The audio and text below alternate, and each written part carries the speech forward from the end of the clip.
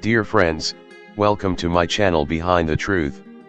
Today we discuss about what if astronaut died at space, what happens. Coming to the point, in the vast expanse of the cosmos, the lives of astronauts are a testament to human ingenuity and exploration. However, in the pursuit of understanding the universe, one question that often arises is, what happens if an astronaut dies in space? While the scenario is undoubtedly grim, understanding the protocols, challenges, and implications of such an event is essential for space agencies and explorers alike. The inherent risks of space exploration. Space exploration, despite its breathtaking advancements, is not without risks. Astronauts undergo rigorous training to prepare for the challenges they may face in space, including potential medical emergencies. While modern spacecraft are equipped with state-of-the-art life support systems, the extreme environment of space presents hazards that are not always preventable. The possibility of accidents or medical complications is an unfortunate reality that space agencies must address. Addressing the unthinkable. In the unlikely event that an astronaut were to pass away while in space, space agencies like NASA have developed detailed protocols to handle such situations. These protocols take into account various factors, including the cause of death, the stage of the mission, and the spacecraft's current location.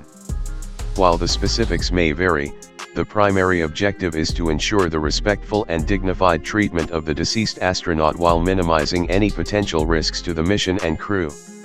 The role of the crew. The crew members who are still alive would play a crucial role in managing this challenging scenario. They would need to follow protocols that involve isolating the deceased astronaut's body and preparing it for transport back to Earth. This process would require a delicate balance of sensitivity and practicality, as the crew copes with the emotional impact while adhering to established procedures. Challenges in space repatriation. Returning the remains of an astronaut from space to Earth is a complex endeavor. Factors such as the spacecraft's location, trajectory, and available resources all come into play. In some cases, the astronaut's body might be sealed in a designated area within the spacecraft until it can be safely transported back to Earth. The logistics of repatriation can be intricate and may require innovative engineering solutions to ensure a smooth return. Ethical and emotional considerations. The emotional toll on both the crew and ground control cannot be underestimated. The loss of an astronaut is not only a personal tragedy but also a significant setback for the entire mission. Space agencies are keenly aware of the need to address the psychological well-being of the crew and offer appropriate support during this challenging time. Implications for future missions. The unfortunate event of an astronaut's passing in space serves as a somber reminder of the risks inherent in space exploration. It prompts space agencies to continually refine their protocols, develop new technologies, and enhance safety measures to mitigate potential incidents. Lessons learned from such events contribute to the advancement of space travel, ensuring that future missions are better equipped to handle unforeseen circumstances.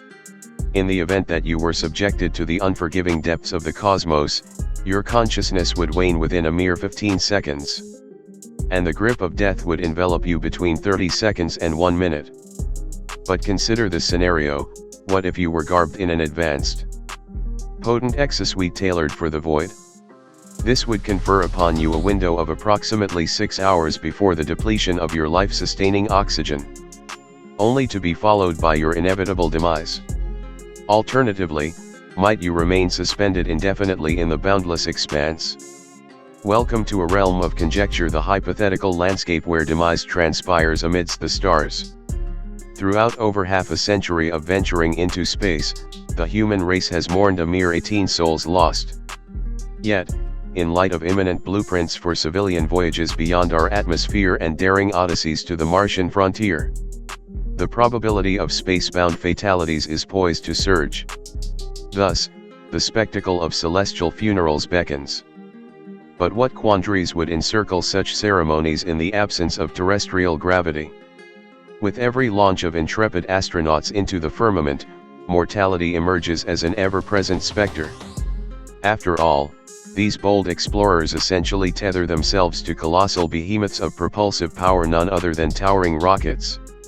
And yet, due to the stringent health prerequisites demanded of spacefarers, the prospect of a fatality within the confines of the International Space Station remains a remote contingency. A prospect so remote, in fact, that NASA has yet to craft a formal directive addressing the nuanced intricacies of such a grim contingency.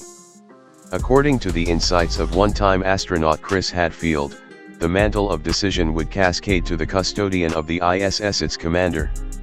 In this juncture, a formidable dilemma comes to the fore. Among the chief conundrums, the dearth of a designated receptacle for mortal remains within the precincts of spacefaring abodes, which conspicuously lack annexes reserved for the internment of the departed. A plausible recourse surfaces: encasing the lifeless body within a pressurized sheath and then repositioning it to a zone steeped in frigid chill. The rationale is anchored in the biological menace posed by cadavers. Their attendant bacterial horde must be consigned to remote quarantine to avert contamination and contagion. What if you're not too keen on the notion of bunking with a lifeless companion? No worries, there are alternative options to consider.